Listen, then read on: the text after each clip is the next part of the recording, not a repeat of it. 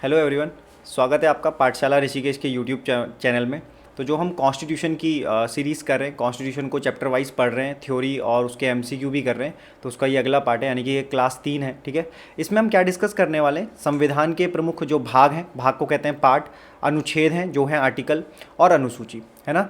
Indian constitution जो विश्व में सबसे लंबा कॉन्स्टिट्यूशन है, उसमें हम इस पार्ट को, आर्टिकल को और अनुसूची को डिस्कस करेंगे। देखो इसमें क्या हुआ था वो एक एक चीज़ को हम लेंगे। शुरुआत करते हैं। पहले हमने बोला कि भारतीय संविधान के प्रमुख भाग, है ना, भाग को हम कह रहे हैं पार्ट। कल तक मैंने आपको बताया था कि एक संविधान सभा थी, संविधान सभा जो 9 दिसंबर 1946 को बैठी, पहली मीटिंग हुई इसकी, और यहाँ से इसने कई सारी समितियाँ बनाई, जिसमें एक इम्पॉर्टेंट समिति है प्रारूप समिति, जिसके बारे में लास्ट क्लास में हमने थोड़ा सा डिस्कस किया है। और ऐसी ही कुछ 13 समितियां हैं जिन्होंने कॉन्स्टिट्यूशन को सजाया। कॉन्स्टिट्यूशन को सजाया यानी कि उसमें जितने भी सोर्सेज हमने जो पढ़े थे लास्ट क्लास में, कि संविधान सभा ने विदेशी स्रोतों को लिया, विदेशी सोर्सेज जो थे उनको यूज़ किया, और कई सारे 60 देशों के लगभग कॉन्स्टिट्यूशन को पढ़ा। उसके बाद हमारे भारतीय संविधान को बनाने के लिए उन्होंने अलग अलग चीज़ों को अलग अलग तरीके से लगाया। आप ये समझिए कि जिन चीज़ों को हम ले रहे थे उनमें कुछ चीज़ों को कहा गया पार्ट, यानी कि भारतीय संविधान में कुछ चीज़ें पार्ट के हिसाब से रखी गई हैं। इस तरह से टोटल पार्ट हुए 22। ठीक है, जब संविधान में रखा गया, मतलब जितने भी कंटेंट हैं, चाहे वो हमारे फंडामेंटल राइट्स हों, पार्लियामेंट्री सिस्टम हो, प्रेसिडेंट हो, अमेंडमेंट हो, इमरजेंसी हो, ये सारी चीज़ों को इस पार्ट में सजाया गया, पूरी बुक में, है ना, पार्ट में बांट दिया गया। पार्ट रखे गए 22। इसी तरह से जो आर्टिकल थे, यानी कि जो अनुच्छेद थे, जब मूल संविधान बनाया गया तो अनुच्छेद थे 395, और शेड्यूल क्या थे, एक एक चीज़ करके मैं बताऊंगा। शेड्यूल थे 8। ठीक है, अब ये जैसे जैसे परिवर्तन हुआ, है ना, प्रकृति का नियम है परिवर्तन, तो पार्ट 22 थे, ये हो गए 25। आर्टिकल 395 थे, लगभग ये 465 हो गए, लेकिन मूल संविधान ही हमें पूछा जाता है तो हमें याद रखना है। शेड्यूल 8 थे, ये 12 हुए हैं, ये याद रखने हैं क्योंकि ये कई बार पूछा जाता है। मतलब इसमें 4 और ऐड कर दी गई थी। शेड्यूल अनुसूची होती क्या है, क्या इनमें रखा गया है, इनके बारे में भी हम बात करेंगे। पूरे कॉन्स्टिट्यूशन को सजाते हुए पार्ट 22 इसके डिसाइड किए गए। पहले पार्ट से एक पार्ट, मान लो ये पार्ट है, ठीक है, एक पार्ट से हम पहुंचे 22 पार्ट तक, 22 पार्ट तक हम पहुंचे। तो मेरी बात समझना, पहले पार्ट में कुछ आर्टिकल रखे गए। कितने आर्टिकल रखे गए? 1 से लेकर 4 तक या आर्टिकल रखे गए। इसी तरह से जब पार्ट 2 की बात हुई, जब पार्ट 2 की बात हुई तो उस पार्ट में जो आर्टिकल थे वो रखे गए 5 से 11 या आर्टिकल हैं। मतलब एक पार्ट में कई सारे आर्टिकल, कभी कभी एक सिंगल आर्टिकल भी है, लेकिन बहुत सारे आर्टिकल गुच्छे के रूप में रख दिए गए। यानी कि पूरी संविधान की किताब बनाते समय हमने ये डिस्कस किया कि हमें कुछ बातें पार्ट में रखनी है, और उस बातों को और अच्छे से डिस्कस करने के लिए हमें उन्हें आर्टिकल अनुच्छेदों में रख देना है। जिन बातों को हम और अच्छे से प्रावधान करना चाहते थे, स्पष्ट रूप से उल्लेखित करना चाहते थे, उन्हीं को हमने शेड्यूल में या अनुसूचियों में, या हमने उन्हें अनुसूचियों में रख दिया। ठीक है, उन्हें हमने अनुसूचियों में रख दिया, ये वाली बात याद रखनी है। किस में रख दिया? अनुसूचियों में रख दिया। ठीक है, अनुसूचियों में रख दिया। अब इस बात को समझते हैं, आगे चलते हैं कि जो हम पार्ट कर रहे हैं उसमें कौन कौन से इंपॉर्टेंट पार्ट हैं। तो आप समझना कि चीज़ें कैसी हैं।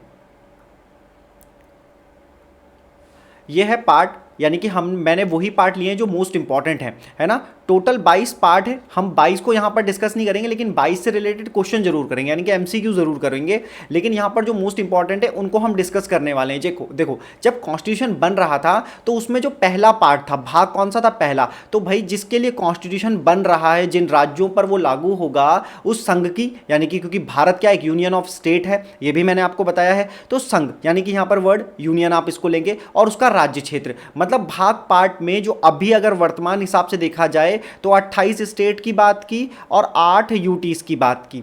ठीक है, 8 केंद्र शासित प्रदेशों की बात की। भाग 2 में भाई पहले में अगर स्टेट की बात कर ली, ज़मीन की बात कर ली, तो उसमें जो रहेंगे नागरिक उनकी बात कर ली, कि रहने वाले लोग नागरिक होंगे तो नागरिकता की क्या शर्तें होंगी, क्या कंडीशन होगी, भाग 2 में बात कर ली।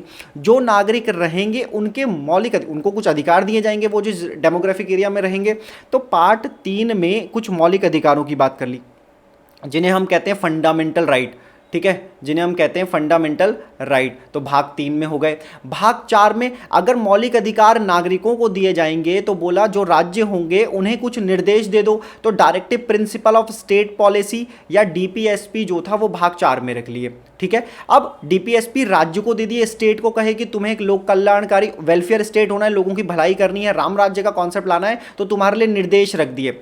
कुछ चीजें जो हमारे कॉन्स्टिट्यूशन में है वो अमेंडमेंट के द्वारा दर्शाई जाती हैं। अमेंडमेंट का मतलब होता है संशोधन कर देना, ये टर्म याद रखना। क्या? संशोधन। संशोधन का सामान्य मतलब आप समझो कि कोई चीज मौजूद है उसमें परिवर्तन किया जा रहा है, उसमें चेंज किया जा रहा है, अमेंडमेंट। तो 4A ये आपको दिख रहा है ना, बड़ा ए कैपिटल ए, 4A ये दिखाता है कि मौलिक कर्तव्यों को जो है कॉन्स्टिट्यूशन में अमेंड किया गया।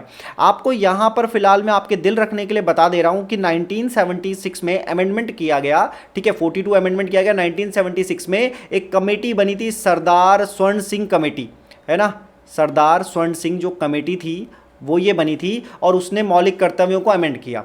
अब देखो आगे चलो, मौलिक कर्तव्य दे दिए, फंडामेंटल राइट दे दिए, डीपीएसपी के बारे में बता दिया। भाग 5 जो है, भाग 5 याद रखो, इसमें ये राज्य लिखा हुआ है, इसे थोड़ा सा सही कर लो, राज्य नहीं आएगा, यहां पर आएगा यूनियन। क्या आएगा? यूनियन। संघ के बारे में मतलब अगर आप पढ़ो तो मैं कहूं कि संघ या संघ की कार्यपालिका, इसमें राष्ट्रपति, उपराष्ट्रपति, प्रधानमंत्री, लोकसभा, मंत्री परिषद, कैग, इन सबको, यानी कि आर्टिकल की अगर मैं बात करूं तो आर्टिकल 52 से और 151 तक के बारे में इसमें बताया गया है। हर किसी में आर्टिकल की बात है। मौलिक अधिकारों की बात मैं कर रहा हूं तो फंडामेंटल राइट्स है, 12 से लेकर 35 तक है। नागरिकता की बात है, 5 से लेकर 11 तक है। क्या है? ये आर्टिकल है। तो भागों के अंदर कई कई सारे डजन के हिसाब से आर्टिकल्स रखे गए, अलग अलग तरीके से रखे गए, उनको डिस्क्राइब किया गया। इस तरीके से आप सारे देख सकते हो। देखो यहां पर 9 की बात है तो पंचायतें मोस्ट इंपॉर्टेंट पार्ट है, 9A की बात है तो नगर पालिकाएं, और 9B सहकारी समितियां, है ना, सहकारी समितियां। हाल ही में सहकारी मंत्रालय भी बनाया गया है। तो AB 9 बड़ा इंपॉर्टेंट, 9 पंचायतें, 9A का मतलब है नगर पालिकाएं, 9B का मतलब है सहकारी समितियां। आगे चलते हैं। आगे है अनुसूचित एवं जनजातीय क्षेत्र 10X। ठीक है ना, मतलब ये 10X नहीं, 10 का ही मतलब है, X नहीं है, 10 का ही मतलब है, रोमन में लिखा गया है। ठीक है, अनुसूचित एवं जनजातीय क्षेत्र मतलब जो हमारे यहाँ SC या शेड्यूल्ड ट्राइबल एरियाज में होता है कि हम उनको शेड्यूल करने के बाद उनके एरियाज का एडमिनिस्ट्रेशन चलाने की बात करते हैं, या उन एरियाज को हम डिस्क्राइब करते हैं, तो वो करते हैं हम भाग 10 में। संघ और राज्यों के अधीन सेवाएं मतलब जो हमारी पब्लिक सर्विस है उनको 14 में डिस्कस किया गया। 14 में, भाग 14 में मतलब आप UPSC, स्टेट PSC के बारे में जो देखते हैं वो है भाग 15 में, है ना। ऐसे आपको समझाने के हिसाब से लिख दे रहा हूं, समझाने के हिसाब से लिख दे रहा हूं कि ये जो चीज़ है ये सामान्य चीज़ है, ज़रा समझना। इसमें जो UPSC के बारे में लिख दे रहा हूं कि ये UPSC या PSC ये है। ठीक है, और फिर है निर्वाचन। निर्वाचन का मतलब है इलेक्शन कमीशन। भारत में जो सेंट्रल इलेक्शन कमीशन है वो भाग 15 में है। ऑफिशियल लैंग्वेज जो हमारी होती है, जो हमारी ऑफिशियल लैंग्वेज होती है उसके बारे में भाग 17 में है। संविधान का संशोधन, अमेंडमेंट जिसके बारे में हमने कहा। अब ये सारी चीज़ें कहीं ना कहीं हमने किसी ना किसी देश से ली है। जैसे मैं आपको बताऊं तो संविधान में जो संशोधन है ये साउथ अफ्रीका से लिया है। तो sources of the Indian constitution अगर आपने नहीं पढ़ा है तो ये सारी चीज़ें आपको टफ लगेगी। यहाँ पर मैंने मोस्ट इंपॉर्टेंट संविधान के भाग डिस्कस किए हैं। मैंने कहा कि टोटल 22 हैं, हमने यहाँ पर कुछ डिस्कस किए। आपको 22 तो कम से कम याद करने हैं, और अगर आप 15 भी याद कर लोगे ना तो बाकियों में आप पढ़ पढ़ करके आइडिया लगा सकते हो कि कौन सा किस पार्ट में क्या चीज़ लिखी गई है। सवाल इस तरीके से आता है कि संविधान में संशोधन का प्रावधान संविधान के किस भाग में, किस पार्ट में है।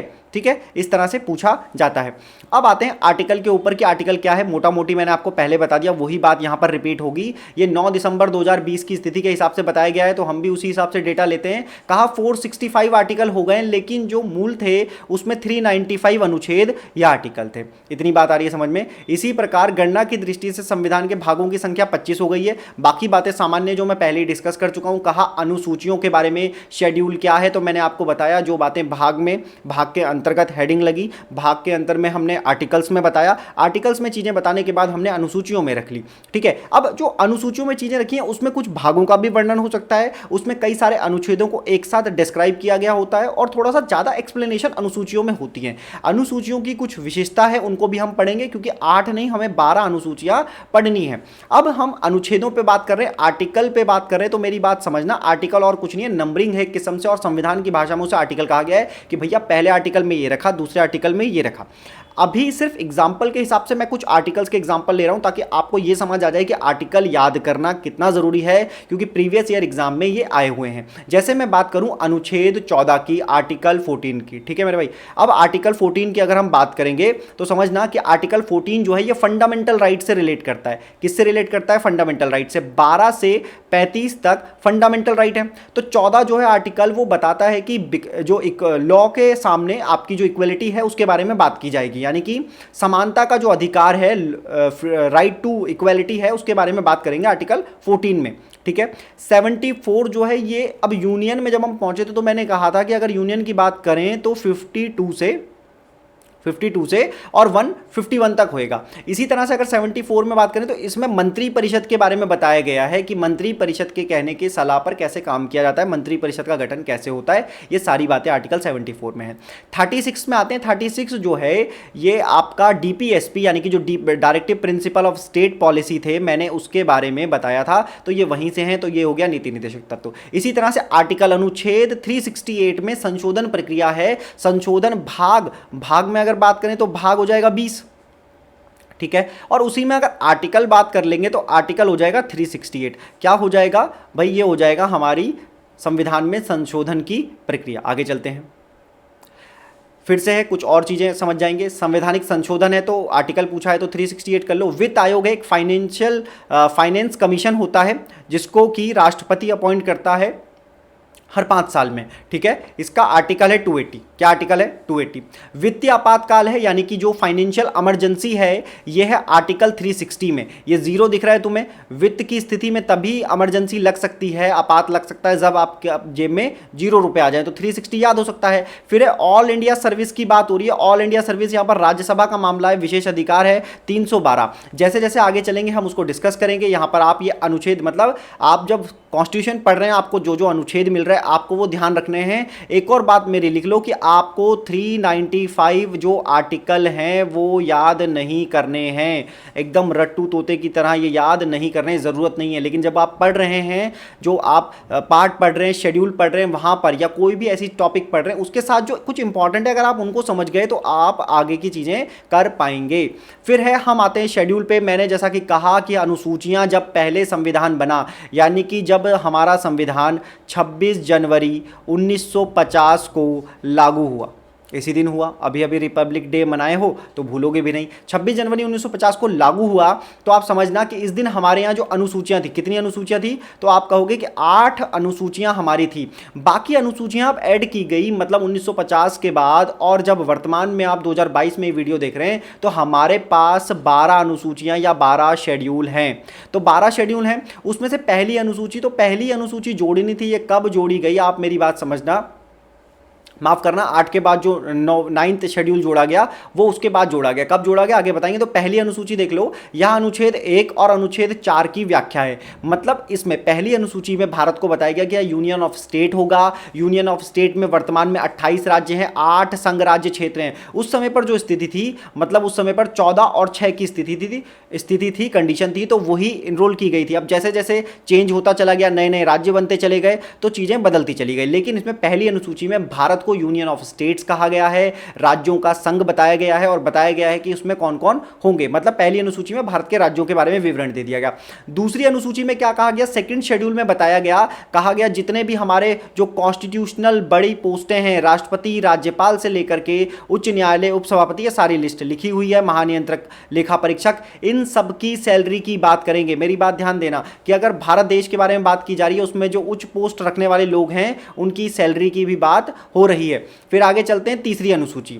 तीसरी अनुसूची में आते हैं तो देखो, जिनके बारे में हमने सैलरी के बारे में बात कर ली, तो हम सैलरी के बाद उनको दिलाएंगे पद और गोपनीयता की शपथ, यानी कि हम करेंगे उनकी ओथ की बात। तो पहले में जब हम किसी राज्य की बात कर रहे हैं, मतलब हम वहां के राज्य के विवरण दे रहे हैं। दूसरे में हम उन्हें बता रहे हैं कि आपकी सैलरी क्या होगा, आपका वेतन क्या होगा। तीसरे में हम उन्हें कह रहे हैं अगर तुम्हें सैलरी मिल जाएगी तो ओथ ले लो और काम करने की, ईमानदारी से काम करने की, ठीक है। अब आ जाओ चौथी अनुसूची में। देखो अब 3 तो आसान है, राज्य का विवरण, इंट्रोडक्शन पार्ट, सैलरी वाली बात कर दी, सैलरी की बात हो गई कि अच्छा सैलरी तय कर दी। उसके बाद वेतन क्या मिलेगा तुम्हें, वेतन के बारे में बता दिया। फोर्थ शेड्यूल है, बोला फोर्थ शेड्यूल समझो कि राज्यसभा जो है, यानी कि जो भारत की संसदात्मक शासन व्यवस्था है, पार्लियामेंट्री फॉर्म ऑफ गवर्नमेंट है, जो हमने ब्रिटेन से लिया राज्यसभा, उसमें जो अपर हाउस है उसमें जो अपर हाउस है, हाउस ऑफ लॉर्ड है, उसमें विभिन्न राज्यों के लिए जो सीटों का आवंटन होगा उसके बारे में दिशा निर्देश, उसका पूरा शेड्यूल्ड कर किया गया। उसे कहां पर, फोर्थ शेड्यूल में, चौथी शेड्यूल में, चौथी अनुसूची में यह बात बताई गई कि राज्यसभा में राज्यों का सीटों का आवंटन कैसे किया जाएगा। तो 3 अगर याद हो गए, ओथ की बात कर ली, तो अब उनकी सीटें कहां पर बैठोगे, बोला राज्यसभा में बैठाने के लिए बता दिया जाए, तो फोर्थ शेड्यूल में लिख दो। फिर आ गया पांचवी छठी, अच्छा फिफ्थ और सिक्स्थ को एक साथ याद कर लो, है ना, पांचवी और छठी को एक साथ याद कर लो। क्या बोला, देखो पांचवी और छठी में हमारे सामने क्या है कि हमारे सामने अनुसूचित क्षेत्रों, अनुसूचित जातियों के प्रशासन से, नियंत्रण से संबंधित जो एससी वाला जो एरिया होता है, ट्राइबल वाला जो एरियाज होते हैं, उनसे रिलेटेड है। बात ध्यान से समझना कि यहां पर उनके प्रशासन से संबंधित, यानी कि उनका एडमिनिस्ट्रेशन कैसे चलाया जाएगा, क्योंकि जो पिछड़ी जनजातियां होती हैं, जो शेड्यूल्ड की गई होती हैं, उनकी आर्थिक स्थिति, उनकी सामाजिक स्थिति, उनकी राजनीतिक स्थिति जो होती है इतनी अच्छी नहीं होती, तो उसमें भरपूर कोशिश की जाती है कि सुधार किया जा सके। इसी तरह से सिक्स्थ शेड्यूल है, छठी अनुसूची में कुछ ऐसे राज्यों को रखा गया था जो उस समय के हिसाब से पिछड़े हुए तो थे ही, साथ में वहां पर जो ट्राइबल एरिया था उनका रूल रेगुलेशन हमें मेंटेन करना था। साथ में अगर आप देखो कि जब ये छठी अनुसूची बनी है तो समय है 1950 का। 1950 के समय में ये जो था बांग्लादेश वाले हिस्से में, मतलब जो आज 1971 में बांग्लादेश हुआ है, वहां के हिस्से में ये राज्य पड़ते थे, तब बांग्लादेश पाकिस्तान हुआ करता था। तो हमारे हिसाब से इंटरनेशनल रिलेशन को मेंटेन करने के लिए इनका एडमिनिस्ट्रेशन बहुत ज़्यादा स्पेसिफिक तरीके से करना था। इसको आप याद कर सकते हो एएम टीएम लिख करके, ठीक है, एएम टीएम, असम, मेघालय, त्रिपुरा, मिजोरम, इस तरीके से आप इसे एएम टीएम याद कर सकते हो, ताकि आपको चारों राज्य, कभी कभी ऐसा पूछा जाता है एग्जाम में कि निम्नलिखित में से कौन सा राज्य छठी अनुसूची में नहीं है। आगे चलते हैं, सातवीं अनुसूची के बारे में बताया गया, 7। अब देखो 7 अनुसूची है, बोलते हैं ना कि हम साथ साथ रहेंगे, तो साथ साथ रहने के लिए क्या किया गया, हमारे यहाँ जो व्यवस्था है कि यूनियन होगा, स्टेट होगा, मतलब राज्य होगा, सेंटर होगा, और उसके बाद समवर्ती सूची। तो बोला गया कि पावर को डिस्ट्रीब्यूट कर दो, पावर का सेपरेशन होना जरूरी है। तो एक लिस्ट बना ली, दोनों में कोई लड़ाई ना हो, मतलब केंद्र में और राज्य में कोई लड़ाई ना हो, तो सातवीं अनुसूची में साथ साथ रहने के लिए कुछ लिस्ट बना दी। एक बना दी यूनियन लिस्ट, ठीक, एक यूनियन लिस्ट बना दी। तो यूनियन लिस्ट में कुछ सब्जेक्ट रख दी कि तुम इस पे काम कर सकते हो। स्टेट लिस्ट को बोला तुम इस पे कानून बनाओगे, इस पे तुम्हारा इंटरफेयर जो है वो यूनियन नहीं करेगा। बोला जो बच गए हैं कुछ ऐसे हैं जिनको हम समवर्ती सूची में रख दे रहे हैं, यानी कि कॉन्करेंट लिस्ट में रख दे रहे हैं, और समवर्ती सूची में हमने रखा हुआ है। तो कहा कि देखो ऐसा होगा कि समवर्ती सूची में अगर जरूरत पड़ी राज्य को तो राज्य ले लेगा, केंद्र को जरूरत पड़ी तो केंद्र ले लेगा, कानून बना लो। अगर संघ ने कानून बना दिया, यूनियन ने कानून बना दिया, तो लागू यूनियन का कानून होगा। मतलब यहां पर आप कह सकते हो कि यहां पर हमारा संघात्मक ढांचा थोड़ा भारी पड़ रहा है राज्य के ऊपर। तो संघ सूची, राज्य सूची, समवर्ती सूची किस अनुसूची में रखा गया है, तो यह है 7वीं अनुसूची में, ताकि दोनों मिलकर के साथ साथ बैलेंस से रहें। फिर आता है 8th शेड्यूल, सारी बातें हो गई, सैलरी की बातें हो गई, ओथ हमने दिला दी, राज्यसभा में सीटों का आवंटन हो गया, जनजातीय क्षेत्रों को हमने देख लिया। बोला जब तुम इतनी सारी जगहों में रहोगे, ये सब काम करोगे, तो तुम्हें 8वीं भाषा की जरूरत पड़ेगी। तुम साथ साथ रहे हो तो तुम्हारी भाषा मृदु होनी चाहिए। तो 8वीं अनुसूची में आ गई भाषाएं। पहले ये भाषाएं 22 भाषाओं का उल्लेख किया गया है, आप देख रहे होंगे, लेकिन जब संविधान बना था तो 14 भाषाओं का नाम था, 14 भाषाएं थी। उसके बाद बाकी भाषाएं, यानी कि बाकी जो थी वो जोड़ी गई, 8 भाषाएं जोड़ी गई। सिंधी को 1967 में ऐड किया गया, 1992 में कोंकणी, मणिपुरी, नेपाली को ऐड किया गया। देखना जो ये लिखा हुआ है ना, कोंकणी, मणिपुरी, नेपाली, इसको आप लिख सकते हो नमक। क्या लिख सकते हो, नमक, यानी कि नेपाली, मणिपुरी और कोंकणी 1992 में, ठीक है। अब यह है 2003 में मैथिली, संथाली, डोगरो, बोडो, तो आप इसको या तो डीबीएमएस लिख लो, डीबीएमएस लिख लो, या एमएसडीबी लिख लो, इस तरीके से कुछ भी याद कर लो, ठीक है। मैथिली, संताली, डोगरी, बोडो, ये कई बार एग्जाम में पूछा जाता है कि जो है एग्जाम में पूछा जाता है कि कौन सी भाषा 8वीं अनुसूची में है या कौन सी भाषा 8वीं अनुसूची में नहीं है। क्योंकि हम इंडिविजुअली इन पार्ट्स को पढ़ेंगे और पूरे अच्छे से डिस्कस करेंगे, तो वहां पर मैं इस पार्ट को डिस्कस कर लूंगा। अब जो सबसे इंपॉर्टेंट अनुसूची है 9वीं अनुसूची, मैंने आपको कहा था कि जब मूल संविधान बना तो 8th ही शेड्यूल थे, 9th नहीं था, ठीक है। 9th ऐड किया गया, तो 9वीं अनुसूची जब ऐड की गई तो देखो संविधान में आप अब तक सुनते हुए आए हो मुझसे कि मैं कह रहा हूं संशोधन, मैं कह रहा हूं संशोधन होगा, अमेंडमेंट होगा, अमेंडमेंट होगा।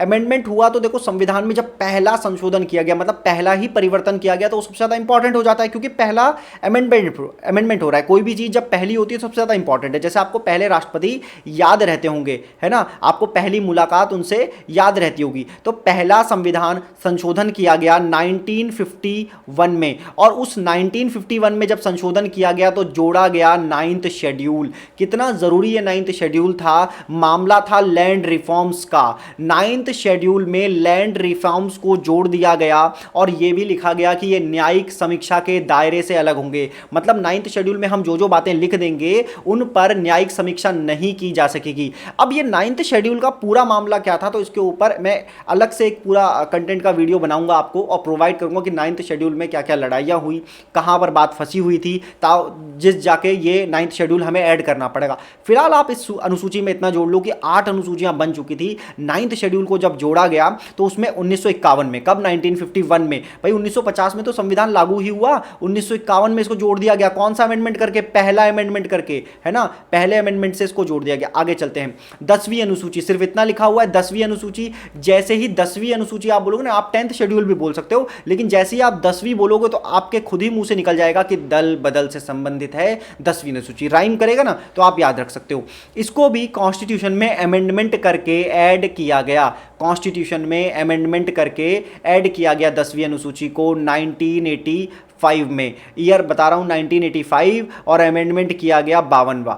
ये अमेंडमेंट था दल बदल एंटी डिफेक्शन लॉ कहते हैं। गया राम आया राम की कहानी है 10वीं अनुसूची के पीछे। नेताओं को एक दल से दूसरे दल में, जो बार बार एक पार्टी से जीत करके आते थे दूसरी पार्टी में चले जाते थे, उसको रोकने के लिए, जिसकी वजह से सरकारें गिर जाया करती थी, उसको रोकने के लिए ये अमेंडमेंट किया गया और 10वीं अनुसूची में एक पूरा प्रावधान कर दिया गया। बार बार इसे संशोधित भी किया गया है, लेकिन आपको इतना ही ध्यान रखना है कि 10वीं अनुसूची किससे संबंधित है। तो जैसे ही 10वीं बोलोगे दल बदल आपको याद आ जाएगा। आगे चलते हैं। 11वीं अनुसूची और 12वीं अनुसूची एक ही साथ है, और समझना कि ये आपको 12 की 12 अनुसूचियां एकदम याद आ जाएं। कम से कम 8 पहले याद करो, बात की 4 कर लो, एकदम याद हो जाएंगी। 11वीं अनुसूची हमें बताती है कि जो हमारे यहाँ पंचायती राज व्यवस्था है वो संवैधानिक व्यवस्था है। मतलब संविधान में उसका जिक्र कर दिया गया। जब हमारा देश आज़ाद हुआ, 1950 में संविधान बना, तो पंचायतों का गठन जो था वो संवैधानिक नहीं था, कॉन्स्टिट्यूशनल नहीं था। और जब पंचायतों को पूरा पढ़ेंगे तो उसमें डिस्कस करेंगे कि 29 विषय क्या थे, 73वां संविधान संशोधन कैसे हुआ, कैसे 1992 में ये चीज़ें ऐड हुई। लेकिन फिलहाल आप इतना याद कर लो कि जो 11वीं अनुसूची थी, क्या थी? 11वीं जो अनुसूची थी वो 73 अमेंडमेंट करके ऐड हुई। 73 अमेंडमेंट किया गया और 11वीं अनुसूची को जोड़ दिया गया। किससे संबंधित है? तो पंचायत से संबंधित है। फिर आ जाओ 12वीं अनुसूची में। 12वीं अनुसूची में सब्जेक्ट को रखा गया नगर, म्यूनिसिपल कॉरपोरेशन या नगर निकाय को। ठीक है, अब नगर निकाय को रखा गया, उन्हें संवैधानिक दर्जा दिया गया। उसमें 18 विषय थे। इस अनुसूची को 74वें संविधान संशोधन अधिनियम 1992 द्वारा जोड़ा गया।